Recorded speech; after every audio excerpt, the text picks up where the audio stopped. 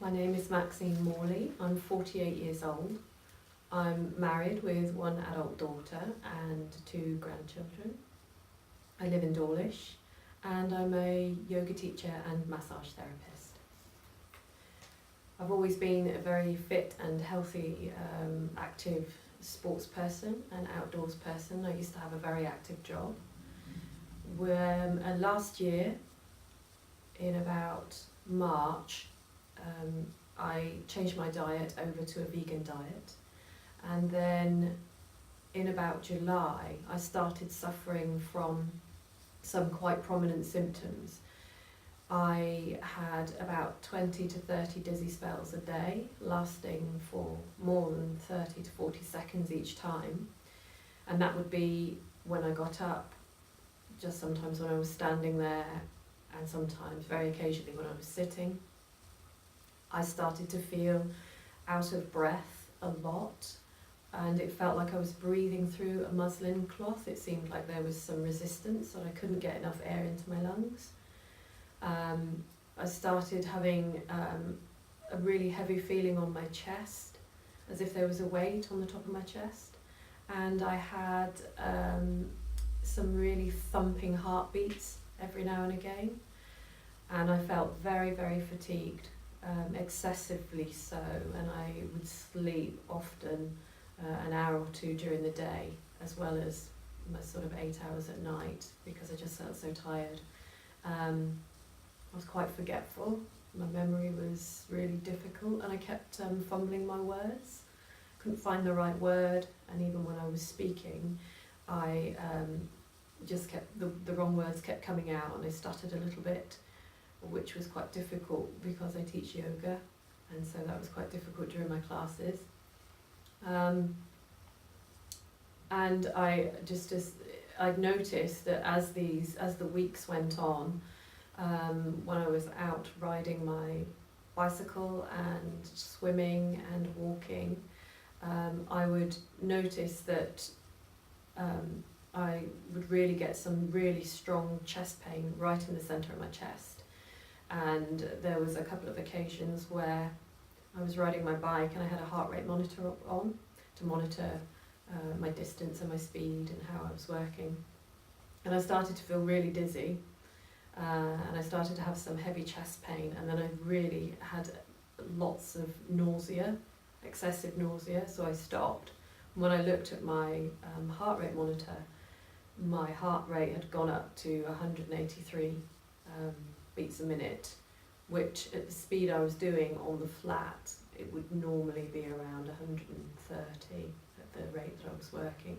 And so I'd stopped, and then when I tried to carry on riding my bike just to go home because I felt unwell, my heart rate didn't go back down.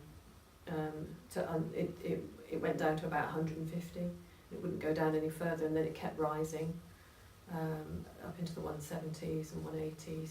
And from that point on, my heart rate was racing continually, and whereas I used to have a resting heart rate of around about 60, 64, it went to 104, 110, 114, even just when I was sitting down.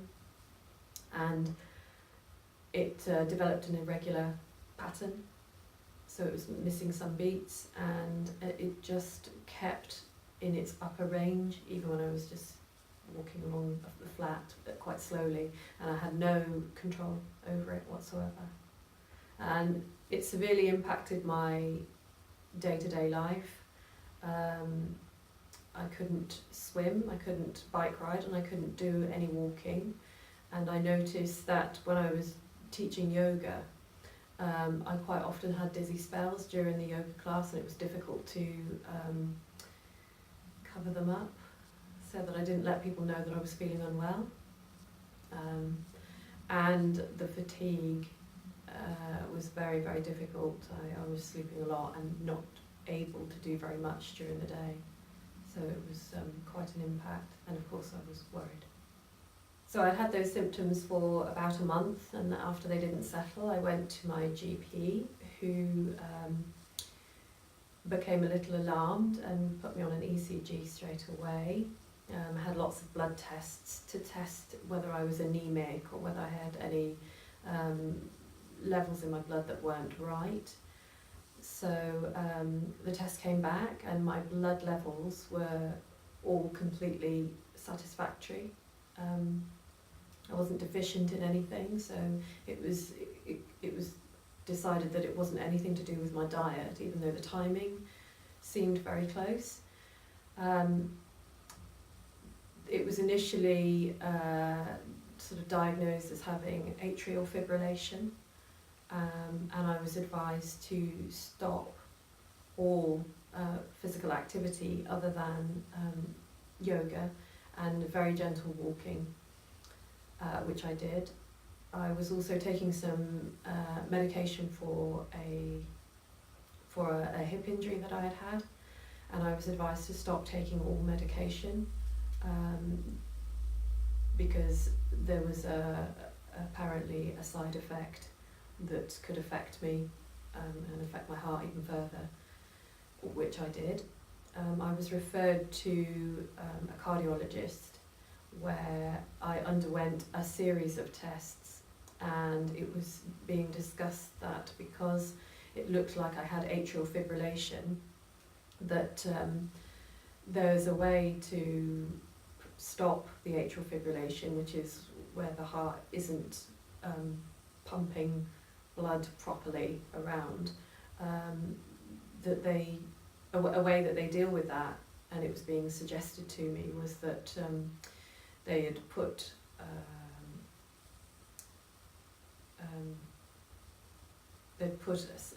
some wires and medical bits and pieces into my heart through my groin, and would burn parts of my heart in order to prevent the heart beating in an irregular way and not pumping the blood correctly around the system, which was a bit alarming.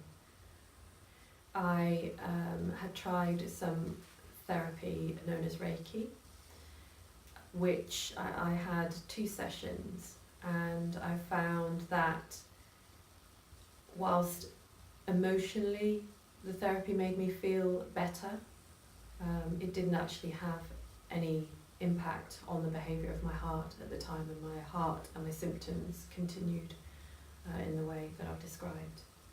I had my first session in December, at the beginning of December, of the same year that I started experiencing the symptoms, and I was made to feel very welcome. I ran through a brief history of some of the symptoms that I had been suffering, and these were taken down in the form of notes, and it was explained to me that the notes would be confidential, so I was happy with that. And I was asked a number of questions about my physical health at the time and previously. And once it had been explained to me how the dowsing would work, I was offered a book to read, because when the dowsing is being done, there's a period of time where it's quite quiet, and I was just sitting there, so I was offered a book on dowsing to read while I was there, which was a really good thing, because it helped fill in the gaps of some of the questions that I might have wanted to ask, and I found it very interesting and informative. And during the session, which I think lasted about an hour initially because of all the history that I went through, the dowsing was done, and then I was offered some information and some explanation as to where some of the problems and some of the symptoms might have been originating from. And it was explained to me that it was at certain points in my life where the problems had originated from. I wasn't asked for detail about what was going on in my life at that time, although I did feel that I could have offered it and said if I wanted to. And And then there was some more dowsing that was done, and I was allowed to read the book for a little bit more.